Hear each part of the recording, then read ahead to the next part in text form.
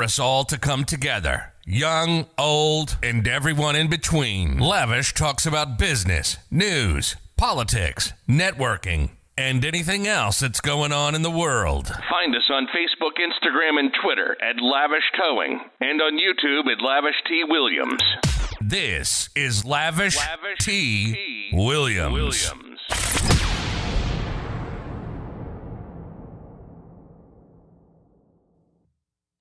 Hey, what's going on, everybody that's watching? Welcome for tuning in to the show today. Today, we're going to talk about prison and exonerations. Today on the show, I have Marvin Cotton, inmate, a formerly known inmate as Marvin Cotton, who was just exonerated after doing 20 years for a wrongful conviction. He's the guest for the show, so I want y'all to give a warm round of applause to Marvin Cotton. Marvin, what's going on, man? Glad to see you're free. Absolutely. Glad to see you home. Thank you. 20 years. Yes, sir. Wrongfully convicted. How does that feel, man? How does it feel being home? 20 years. After 20 years, it takes time to really embrace the fullness of freedom. It takes time to embrace the fullness of freedom. So you ask me how I'm doing. I'm getting there. I mean, you're on this side of the ground, so you're doing pretty good about that, man. So, let's talk about who you are. You're a guy, black male, 20 years, wrongfully convicted. What kind of case? It was a first-degree murder case, and I was convicted of first-degree murder and felony firearm. And they sentenced you to life. Natural life without the possibility of parole. It's a difference. Yeah, I mean, you talking about a life sentence. How old were you? This was what, 2000, 2001? 2001. I was 21 years old. Okay. You go to court. You're fighting this case.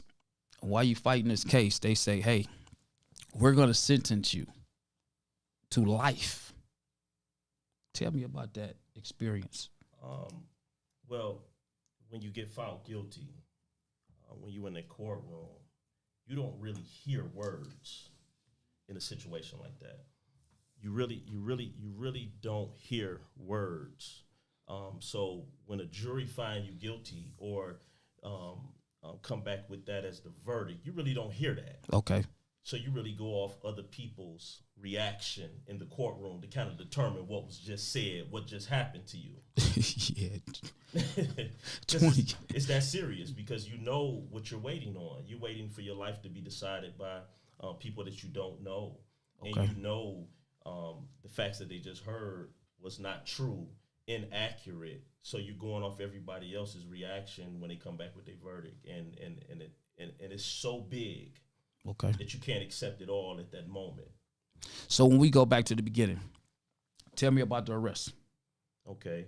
I was arrested February 19th, 2001. I was with my then girlfriend at the time, the mother of my child. We were just coming back from Greektown Casino. It was her birthday, and we were celebrating her birthday. And we were leaving the casino, and I stopped at my mother's house. And I noticed that after we left my mother's house, that it was a vehicle following me. I mentioned to my then girlfriend at the time that I think this car is following us, you know. So I ended up dropping her off and kind of riding around trying to get an idea of who was this person that was following. It was like in a Cadillac. They was driving in a Cadillac. And the Cadillac ended up blocking me off, and come to find out it was the police. You know, police came from everywhere. It was like a real movie scene, the way that they came. I mean, I can only imagine. Yeah. I mean, it's a difference when you know that you did a crime. Right. And the police come. Then it's like, they caught me. Right. They got me. Right. Now I got to deal with it. For you to be arrested for a charge and not being the individual that did it. Right. That's where it gets. Right. Where, You're confused. Right. You're confused right. at every stage. Right. So, that's the part I want to talk about. Right. You know, going to jail, being arrested, being booked, hearing the charge. Talk about it. Tell me about it. Right. Because it leads up to the prison sentence. Because I want to know your mindset, your emotions, your feel, your vibe. That's what I'm trying to reach. That's what I'm trying to pull. Well, initially you confused. I was confused when I was arrested. I wanted, when you're arrested, you want to be able to prove that you're innocent right there. Like, listen, but the system don't work that way. Right. When you're arrested and they issue an arrest warrant for you, you got to go through a process. The process takes time. For an innocent person, every day that you're locked up is a day that you locked up. Something you wasn't supposed to be locked up for. So at every stage, I wanted to be able to prove that I was not in there, but that's not the way the system works. You have to go through an arraignment. You get arraigned on the charges. Then you go through a preliminary examination. And then after the preliminary examination, the bar that they need to establish is so low that anybody sitting in the courtroom will be bonded over to go to trial for the charges. So it's very frustrating. It's very emotional. On top of being numb, you're hurting because everybody in your life is hurting. You're losing relationships. Is starting to be stressed already. Even from the very beginning, relationships are being stressed. Right. So that's the state that you're in the beginning, and that's where I was at. So you get bonded over. Do you have legal representation at the time? Well, yes. My attorney at the time, I believe the newspaper called him the worst attorney in Michigan, Robert Salamica. That's what. Okay, never heard of it. But that paid attorney? Yes. Okay, well, that's even worse. Yeah. So now you going back and forth, but in your mind, you're feeling, as soon as they figure it all out, I'm out of here. I'm out of here. Court case, court date, court case, court date. Right. You still there. Still there. So when you finally get to trial, was it a trial? Yes. Okay. So now you finally go to trial. You feel like this is, after this, I'm out of here. Right. Then they say you're guilty. So now you're going, did they give you your sentence at that time, or did you have to come back? No, I was found guilty October 19th, 2001. I ended up being sentenced November 12th, 2001. And the mindset, horrible. Yeah. Because you're thinking, this cannot be. Right. And after you found guilty of a first-degree murder charge, the mandatory sentence is natural life without the possibility of parole.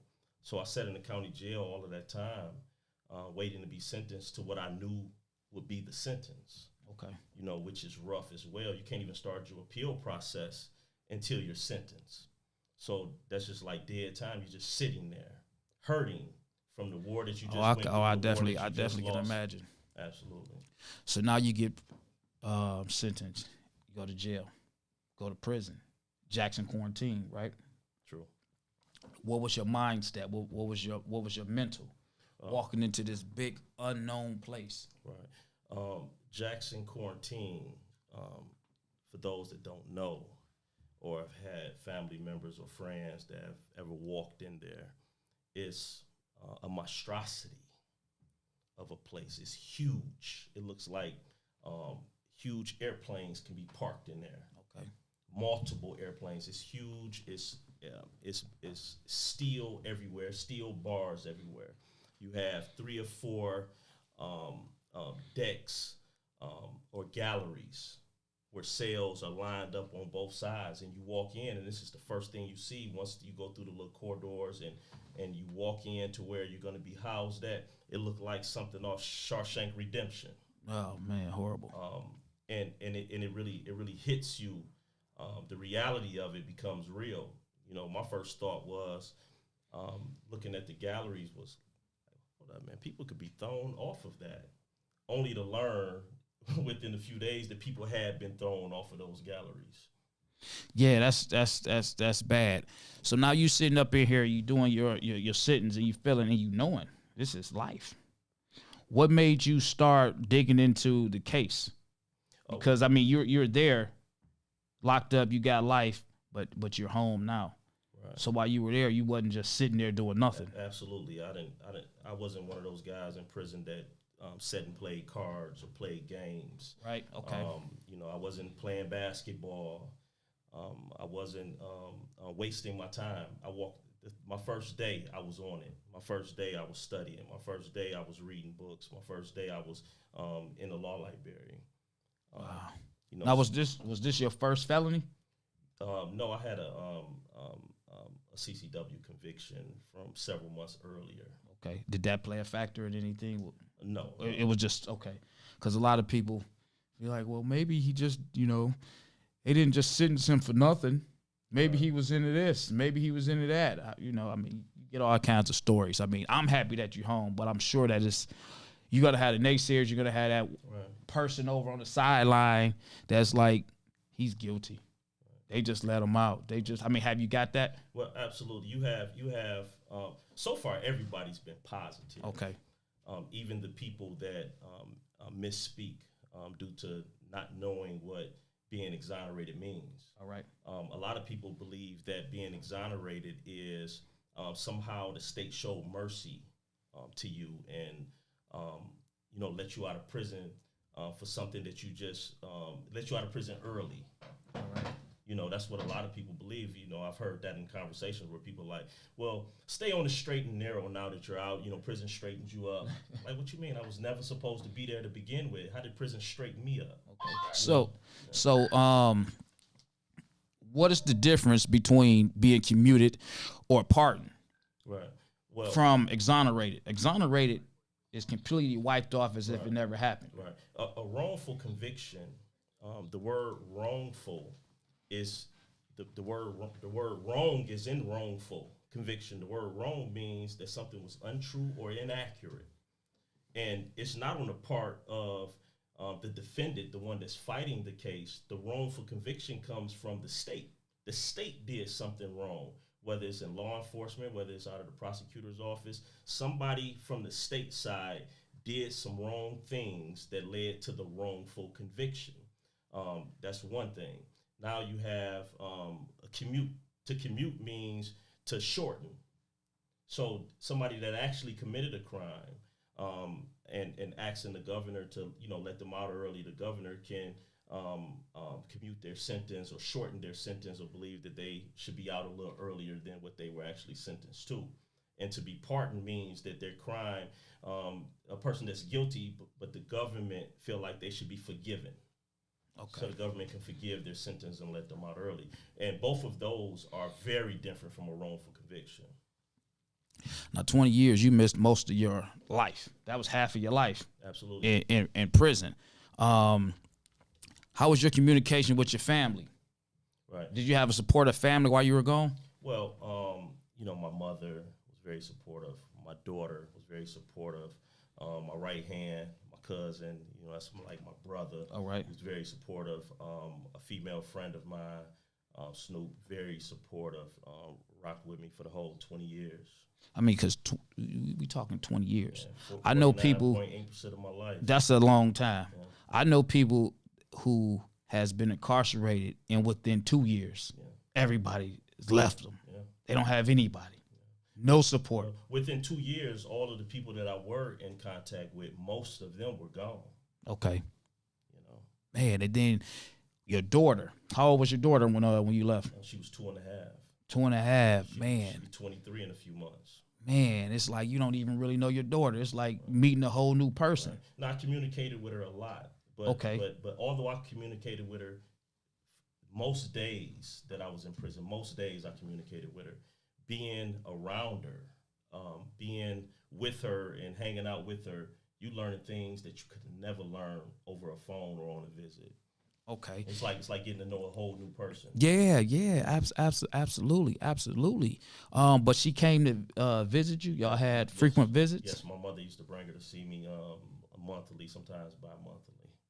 Okay, yeah, that's cool. Now you and the child's mother, I guess it was a great relationship via prison, seeing that she wasn't vindictive, because you say that she's seen you often, so it was she never stood in my way. Okay, that's beautiful. That's beautiful. At least your daughter knows she didn't have her father there physically, but mentally. Right. You played a part. How old is she now? You said 23. 23. Okay. I seen some pictures. How does it feel getting out, knowing that your daughter is driving you around? Yeah. In my first few weeks, that was my chauffeur. and she was happy to do it. We ate a lot. I gained a lot of weight in them first 100 days Okay. that I was out. But spending time with her and learning the type of music that she liked, Yeah. it was kind of shocking. Like, oh, you listen to that? Now, since you've been out, the world has changed so much. What was it like once you got out of those doors in a car and got back in Detroit to your city? What was that like? One of the biggest things, not being in a vehicle or especially being in the passenger seat of a vehicle, in 20 years, it seemed like everything was moving too fast. I couldn't even look at the traffic because my eyes hadn't adjusted to the movement. It took a couple of weeks for my eyes to actually adjust to all of the. I told my mother, I said, "You're driving too fast." But everybody was driving too fast. At least I thought. But you're not. But your mind, you're not used to that. Right. I mean, it's not like you're getting in the car. It's not like you're going anywhere. You're literally stuck at a unit. Yeah. That was like one of the biggest things, though, getting used to that right there. Man, that's crazy. So now, while you're in prison and you're doing your bid, as you're fighting this case, tell me about the journey of your prison stint. You get in there, you said you was right down to business. Right. How did you learn how to go about these different legal mentions, Right. proceedings? Well, one of the first things I worked on when I was in prison, I started working on myself. Okay. I started building my mind up. Even before, building your mind up is even more important than hitting them law books, because I was preparing myself to go to war. I was preparing myself to really go up against the government that had wronged me. So I really had to build my mind up, and then I was, watching other people, listening to other people, getting into the law books, which helped me out a lot. Now, when you went, I read you didn't even know how to read. I didn't. Illiterate. Yeah, functional illiterate. How were you able to learn in prison? Actually, I started in the county jail. Okay. Which, a lot of people may not know. County jail is very different than prison. It's not A lot different. two different institutions. Right. But I started in the county jail. My female friend told me, I had tried to send her a letter. It was a horrible letter, the best that I can produce at the time. And she told me, like, listen, don't you ever send me nothing like this again. She say, you had misspelled words and you had missing words, and it was sloppy. It had no emotion in it. And she didn't say it to crush me, but she said it just right for me to. It was just enough for you to take heed to it. Just enough, and I went to work on it the next day. Oh man, that's I went to beautiful. work on it the next day, but I taught myself how to read. I had a little bit too much pride to sit down and let somebody really show me how to read and write. So I kind of did the best that I could on my own and got better and better at it. Okay. Now, also in prison, you became a Muslim. Yes. Correct. Yes. How did that come about? Because I know in prison you're either going to be into religion, a gambler, or you're going to be a musclehead. Right. And some other stuff that I just rather not say. Or practice on how to become a better criminal. That's one. Yeah. That's one. So what prompted you to join the Nation of Islam? Well, I've always been a pretty disciplined person. I just wasn't using my discipline in the right direction. So, in my process of wanting to be better, I watched the yard, and some of the most disciplined and educated men that I seen were in the Nation of Islam. So that attracted my attention to the Nation of Islam. I wanted to become better. I wanted to become even more disciplined. I wanted to become strong. I wanted to prepare myself for the fight that was ahead of me, and that's the direction that I went. Okay, and I'm going to ask this only because you hear people say that. I'm sure this wouldn't be the first time. You joined just for what you stated, nothing for protection. No, not at all. Okay, because you get people that, oh yeah, he joined the Nation of Islam for protection in prison. Right, not at all. How old were you when you joined? 23. Okay, so was that a year or two in? Yeah, about 2 years in. 2 years in, okay, that's cool. And since you've been free, are you still practicing? Well, yeah, that's definitely my lifestyle. I haven't been to the mosque, Okay. but that's definitely my lifestyle. I'm still a very disciplined man that loves to educate myself. I've always been more spiritual than religious. But yeah, All right. Okay. Let me see. Yeah. So the Nation of Islam, they helped you become a better man, a better individual. absolutely. Share with me what it's like to be a Muslim in prison. Well, striving to practice Islam in prison is very difficult because the government or the Michigan Department of Corrections don't really want you to practice Islam at all.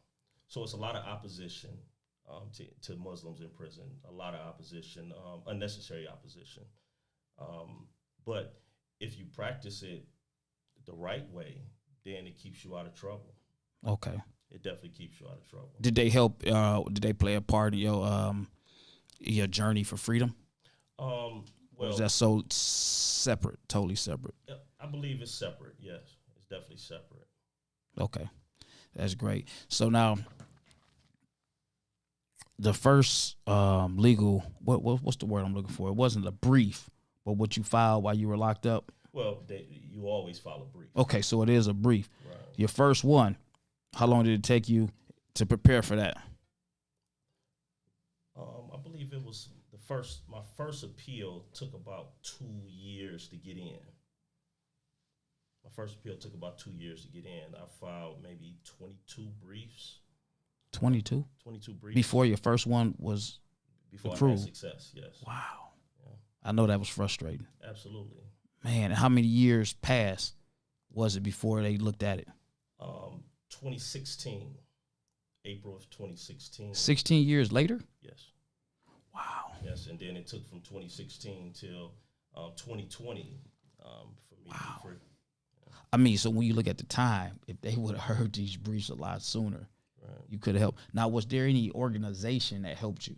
I see a lot of people, a lot of organizations that's helping free wrongly convicted individuals. Right. Were you part of one? Right. So what happened was when I filed the brief in 2016 or 2015 that was successful in 2016, the Conviction Integrity Unit, which was set up by Kim Worthy, Prosecutor Worthy, and headed by Valerie Newman, actually spearheaded re-investigating my case. And they re-investigated my case. They went through all of the different witnesses. They went through all of the particular evidence, and they determined that I should be let go immediately. Wow. The process, when you started to see the light at the end of the tunnel, at the end of the tunnel, how was that? I mean, you got 6 years. Every step, was it a step of progression mentally for you, or did you get to a point where I know it's coming, but you know it's still mentally stressing? Absolutely, that you said it. It's like y'all got everything right here. I knew that I would be successful. I never gave up. Okay. I knew that I would be successful. I knew that my day was coming, but it was very stressful, very frustrating that so much time was passing. Man, 20 years. So, because I want to get back to some other things, but I want to go through a couple pictures just to show where you come from. What was that? What year was that? Oh, I think that was 2015. That was 2015. Okay. Yeah, I believe that was 2015. You were on your way home, and you started to get a lot of attention out here, because of your case. Right. How did this attention start to surface to the city?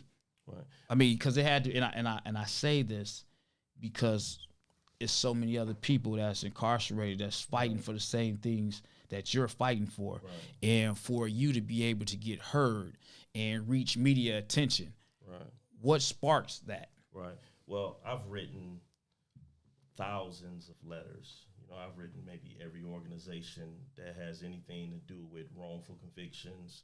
I've written the prosecutor office. I've written police departments. I've written individuals.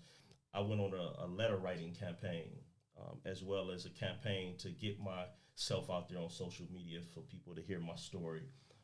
I just was relentless in trying to get attention because I knew once people really look at the case, they would be all in. I knew it. Okay.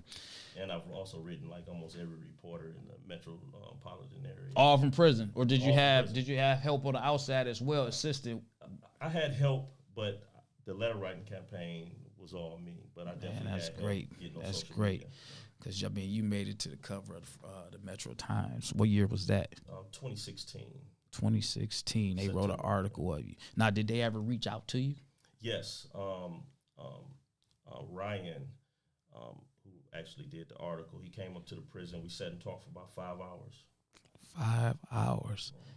Wow. And then I know since you've been exonerated, the Detroit newspaper, they did an article of you. Yes. It was a big deal. How often are individuals exonerated? It's only been it's been 34 individuals exonerated in the last like 3 years. Before the last 3 years, it almost never happened. Right. Because you don't hear about. I mean, Right. now I'm seeing more. When you look at media, more people being released. Absolutely. And in Michigan specifically, the reason we're hearing about it more and more is because of the Conviction Integrity Unit that was set up in order to look at cases that don't sound right, look at cases that wasn't done right. So if it wasn't for the Conviction Integrity Unit, the 34 individuals that have been released in the last 3 years would still be in prison fighting in the courts. Wow, and it's sad that you have so many people that's incarcerated, that's wrongfully convicted, and it's nothing that they can do about it. Some people don't have someone in their corner that can fight for them. They don't have someone to believe in them. They don't have the proper legal representation, right. And they just sit there. Have you been locked up with anybody has been wrongfully convicted? Yes, absolutely. That did not even have the capabilities, the resources, such as yourself? Yes, sir. There's a lot of people that's in prison that shouldn't be in prison. Sometimes they lack the motivation in order to fight and get themselves out. Sometimes they lack the motivation. Sometimes they lack the skill set in order to get themselves out. And then oftentimes they just lack the resources and the help. Wow. And don't take this the wrong way. I want to say prison sound like it treated you very well.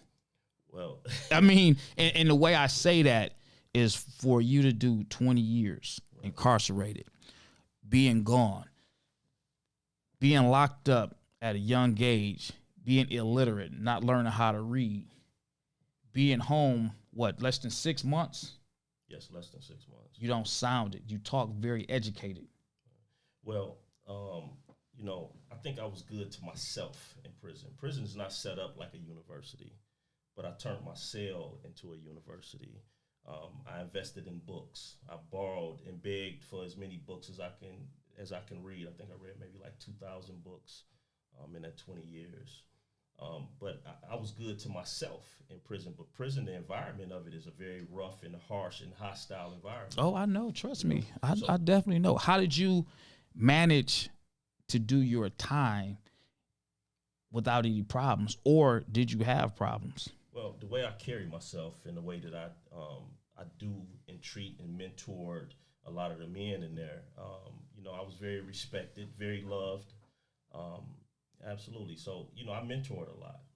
Okay. I think I saved a lot of lives in there. Because I know as you progress, as you grow, as you get closer to your exit, you might have people that's not so happy for you. Absolutely. It's kind of a crab in the barrel mentality in prison. How were you able to stay away from that? Or is it just because of the way you carried yourself, you chose, hey, if I go over here, I know it's going to be problems. I'll be over here, stay away from problems. My last 5 years in prison, I wouldn't even participate in a conversation about prison. I didn't listen to people. I didn't stay around to listen to conversations about what prison was better than the last prison, or what we able to do and not able to do at certain prisons. I cut off certain communication, certain negative talk. People that were planning their lives in prison, I stopped talking to them, or stopped talking or indulging in those conversations. So I pretty much navigated positive and negative by avoiding or staying away from certain talk. Wow. Yeah. I made everything about freedom. Everything. Wow, that's great, man. I'm glad to hear that's how you did your time, right. and you stayed away from everybody.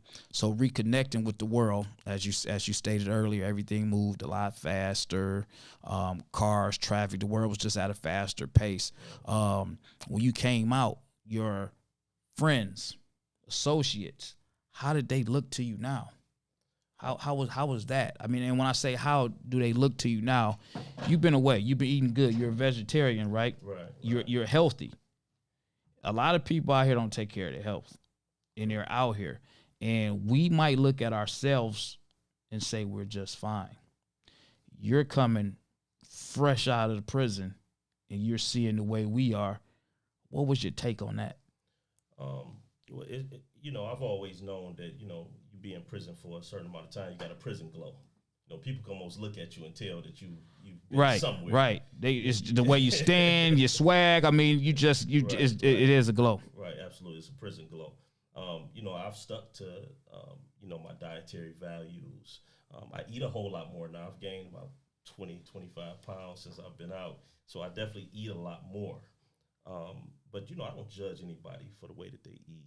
I try to always share whatever knowledge I had where somebody else can be healthy or, do better for themselves. But I'm not a critical, judgy person, not at all. Okay, that's cool. And the reason I bring that up, because a lot of times you go back to your past life and you think about the way you were living. Right. And you think back and you say, man, I see the way that they moving. I see how the world is. I can't believe that was me at one point. Right. Yeah, a lot of people haven't caught up to where I'm at now. You still have people that talk and communicate with me as if it's 20, 21 years ago. Yeah. I've moved long past 20, 21 years ago. I've done a lot of growing. Okay. So now, was your mind still set at 20 years ago? And what I mean by that, you did 20 years, and when you came home to the free world, were you still at a place from 20 years ago? No. As far as things that's going on in the world? No. I was pretty well connected, talking to people. Communication with family and friends is very important when you're incarcerated. Okay. So that helped out. That helped out a lot. Absolutely. Because I know people who've done 5 years, 10 years, and when they come home, their mind snaps back to where it was when they last left. Absolutely. With their behavior, with the way they act, with the things that they do, the slang. It's like their life just took a pause. Right. It hit play once they were released. Right. So, yeah, I was wondering how did that go with you? Right. Well, I'm adjusting, but I'm focused on not really adjusting to what's normal for other people or what was normal for me. I'm trying to make a whole new normal for myself. Okay. So moving forward, what do you got going on with your life now? Now that you out, you moving around. I see that you're out. I see that you're making connections with different people. I see you getting all types of awards. I see you at different ceremonies. What does Marvin Cotton have going for him moving forward? Well, I'm striving to be a better and better advocate for the wrongfully convicted. Right now I chair organization of exonerees, where I'm helping everybody with resources, helping the exonerees that's coming out, almost another form of justice. Just being released ain't good enough. Okay. When somebody's life been on pause, so I'm lending myself as a servant to help this organization that I belong to, being an exonerated person. Now, how big is it? Is this something new? Well, it's 34 of us in Michigan, but we're reaching out to other states in order to bring some of the exonerated in from other states. So we're not trying to just close it off to Michigan or the Wayne County area. We're reaching out. So we meet a couple of times a month, and we share resources with each other. Most of the guys in the group are doing some beautiful things. Myself, I'm working on a book about my experiences in prison to kind of help people get through hard times. Okay. It's a self-help book to help people get through hard times, especially hard times that are undeserved hard times. You know, all of us have things that we've done to where we know we deserve this hard time, but we all hit our head with stuff that we don't deserve. And that's what I want to focus on, helping people get through undeserved hard times. Okay. Now I'm going to share another picture. I'm going to share another 2 pictures. This right here, that's your lawyer. Yes, that's Wolfgang Mueller. Now that's the lawyer that helped get you released. No. Okay. No, sir. He's a civil attorney. Okay. And you have a belt and another, that was a award from the state? Yeah, that's an award from state legislator Stephanie Young, just acknowledging the wrongful conviction and the fight that it took in order to overcome that wrongful conviction, and an apology, an acknowledgement. How did she reach out to you? It's just from your story being around? Yeah, she didn't reach out to me directly. Precinct Delegate Rhonda Cheatham put the event together, and they kind of coordinated with each other. Okay. No, that's a beautiful thing. I see you got a Spirit of Detroit award as well. Yes.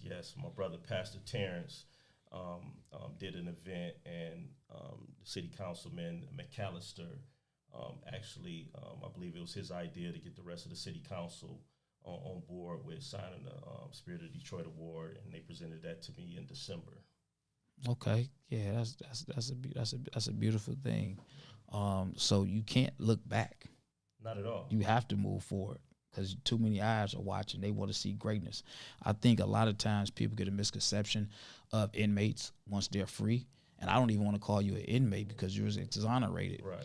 But a lot of people feel when you go to prison, every released inmate, every released prisoner, they're no good. Right. They can't get no jobs. So they're always putting them in the stereotype of bad. What's your take on that?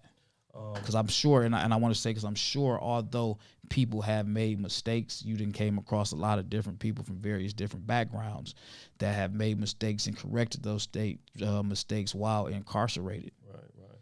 Well, I believe we all have a duty to give a better face. We all have a duty to give a better face to men that's been released from prison, especially black men that's been released from prison. And it's bigger than just prison. We all have a responsibility to move life in such a direction that we give a better face to black men. I agree. Yeah, I strongly agree. So I'm doing everything I can to make sure that I put forth my best foot in order to represent that. Do you feel like you might be an individual that might go to prisons and become a motivational speaker or not? Absolutely. That's one of my goals, and that's what I'm working on right now. To be a motivational speaker is what I do, and that's what I did in prison. I spoke a lot, spoke at all of the events. I spoke almost weekly for years. I mentored, and I most certainly would like to get into the prisons and speak to the men and help motivate them, especially the ones that are correcting themselves and deserve to be out of prison, as well as the ones that shouldn't be in prison at all. Yeah, I mean, you got a lot of people that they go to prison and they rehabilitate themselves, and then they come back home only to go back. Yeah. And they go back, and I won't say that everybody that goes to prison that comes home, they're not trying to get on the right track, but it seems to be so hard for a person that want to do good to do good. Right. If you look at the statistics, men that have served a lot of time or come from up under a life sentence has a less chance of recidivism than somebody that served a short time. Usually the guys that go back and forth are guys that serve short times. But the ones that have served 10, 15, 20 years, the chances of them ever going back to prison is very slim. But in the eyes of the society, they don't see it like that. No, because they don't. They don't see it like that. Looks at that? They see it as, that's an inmate. You ever notice when you watch the news, it doesn't matter how good you do. You can do so great for the community. Right. Although you're a convicted felon, or been incarcerated, the media would showcase the bad side first. Right. Just hypothetically use you, Marvin Cotton. You can get into you can get involved into a traffic accident, get arrested for a suspended license. It makes the media. It's not an individual caused the accident. It's wrongly convicted Marvin Cotton. True. Ex-felon Marvin Cotton. Inmate. And then they put that perception out to the world in a negative light. The media. Right. It doesn't look too good for the inmates or people that's trying to rehabilitate themselves. When you always have somebody, it's like a monkey on your back. Right. One of the things that I didn't expect to see, that I see the most, is that most of the people that's out here doing work in the community are guys that I was in prison with. I noticed that too. They don't talk about that, They don't though. talk about that. They don't talk about that. Most of the people that's out here feeding the homeless, giving gifts at Christmas time, cleaning up the community. I know all of these guys from prison. I see them on their Facebook pages and the things that they're doing, going to speak to people and being positive. All guys that I've done time with. That's because they have a real story that they can share. I'm going to listen to you quicker than I'll listen to someone that never lived that life, that never experienced a lot of these things, that never beat different obstacles. It's a difference from where the story comes from. So if the youth that's out there listening, that's out there all kinds of mischief, causing trouble, going crazy in today's world, what advice would you give them? What could you share to them as far as the trouble that they're looking to get into and how prison is no joke? Right. Well, the first thing I would say is sometimes you don't get a second chance at this life. Sometimes you don't get a second chance to do it right. So you really got to focus and do it right now. You really have to focus on your life, find out what it is you want to do with your life. Don't waste it. Know you were born for a reason. You were born for a reason bigger than just to help yourself. You were born with something in you to help others as well. You don't want to waste that away, and you definitely don't want to rot in prison. You don't want to rot in prison with those gifts and talents dying in you in prison. So the first thing I would say is really take advantage of it while you're young. Sometimes you don't get a second chance to do the right thing. Because right now all you do is see people going crazy. And I'm saying the young people, they're murdering you. So what? They robbing. So what? I mean, cameras, they're everywhere. It's not stopping nothing. It's not stopping nothing. They don't care. It seems like going to jail is the new norm for them. Right. How cool is prison right now? Right. Well, right now, those guys in prison are scared to death because the coronavirus is killing them. It's killing them, and they're not getting the help or the medical attention that we would get out here in order to fight. Right. Prison itself, even outside of COVID-19, is a very violent place. It's not a very comfortable place at all. I think a lot of these young guys, they think it's a game. They think it's cool. They idolize going to prison, being locked up, because, as you said, they're in and out, they're in and out, they're in and out. So it's like, hey, I could do this. Right. It's no big deal. I do a year, I go home, I do another year, and they get this, street prize. They're the man. They're this, they're that. Right. Yeah, every day that you're in there is a day that you can lose your life. I believe you. Level 4, it's no joke. Yeah, guys get killed in prison. Guys get killed in Michigan prisons all the time. They don't talk about it, but it happens. But it happens. Yeah. It happens. It's always somebody that's better than the next person. Yeah. Definitely, all the time. There's a whole lot of people in there waiting to show you, too. I agree. I'm going to play this little clip right here. Someone made this. I see it online. For the people that's just tuning in, you can actually check out this. This is a little 45-second clip.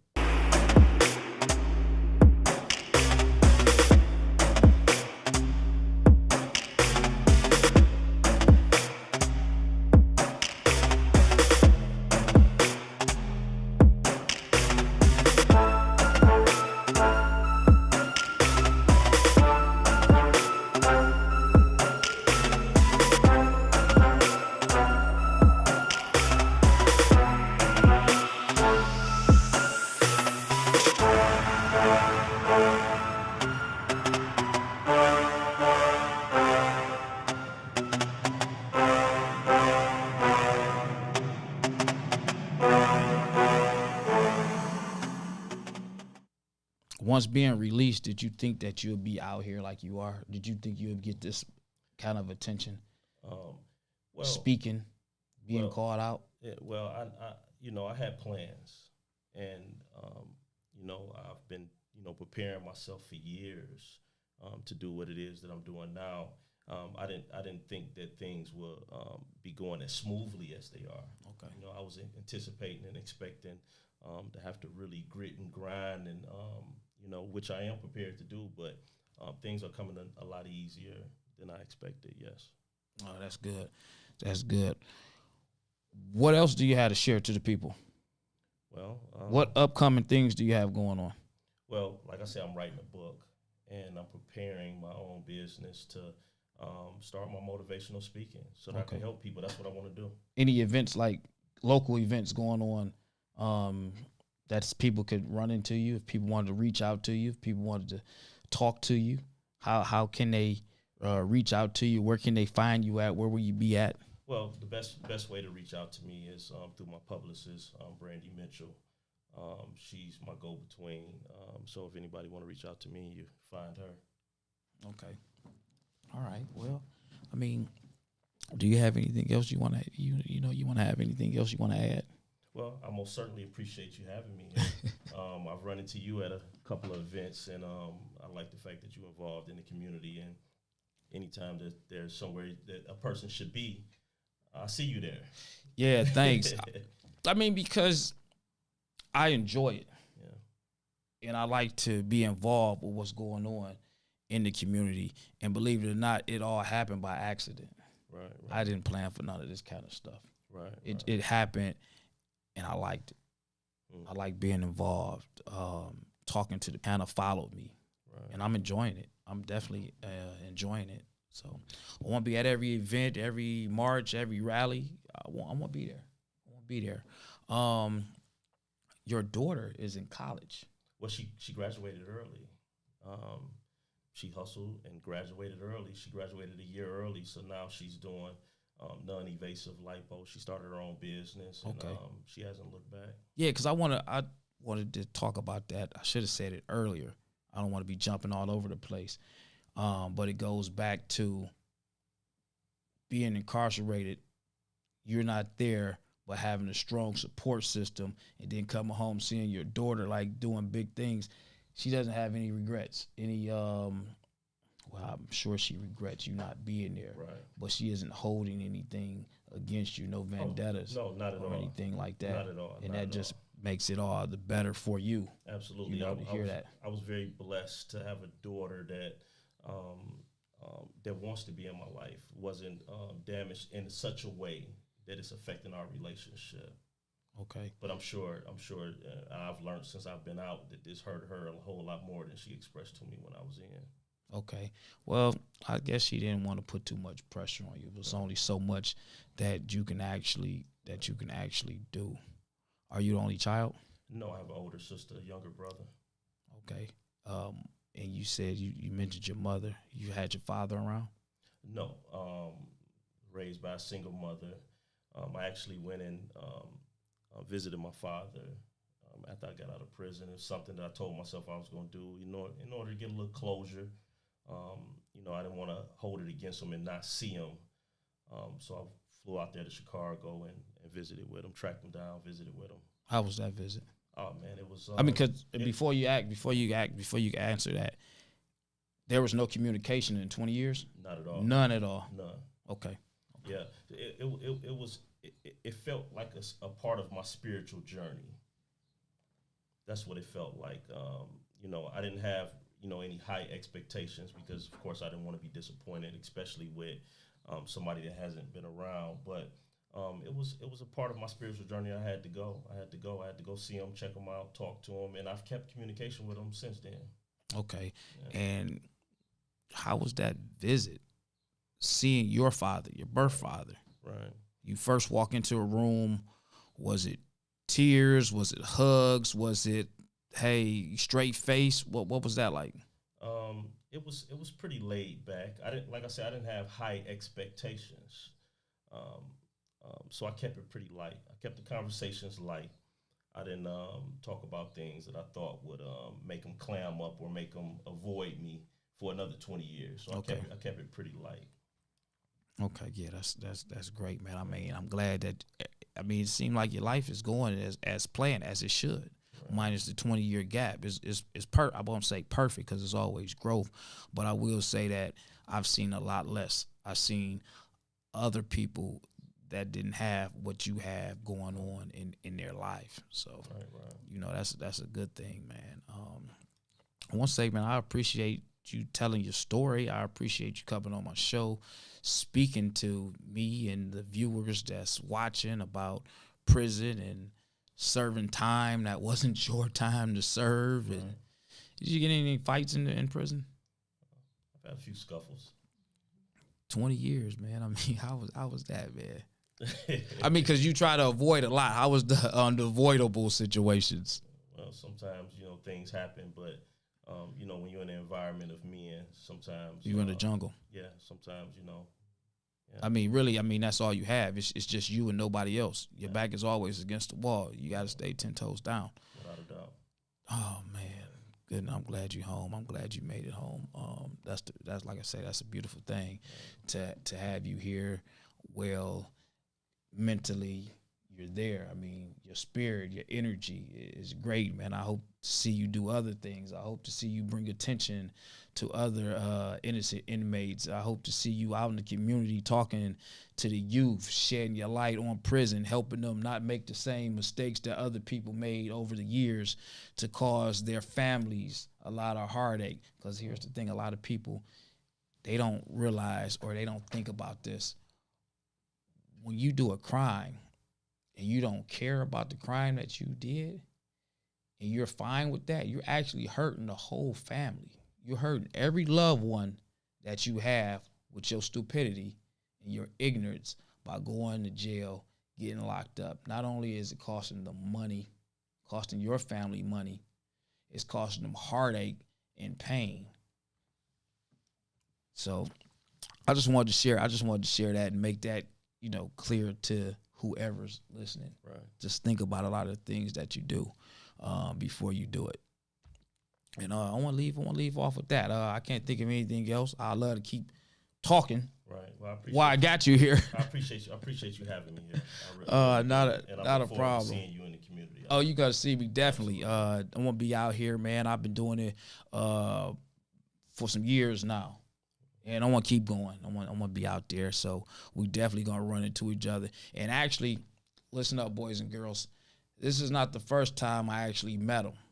We had this show planned, and I met him about a week ago over at a rally that Pastor Mo had gave. Prayer Day on the Freeway.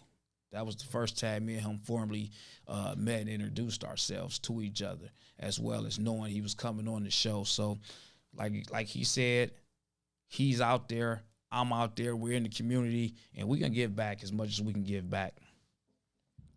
Absolutely. Thank you.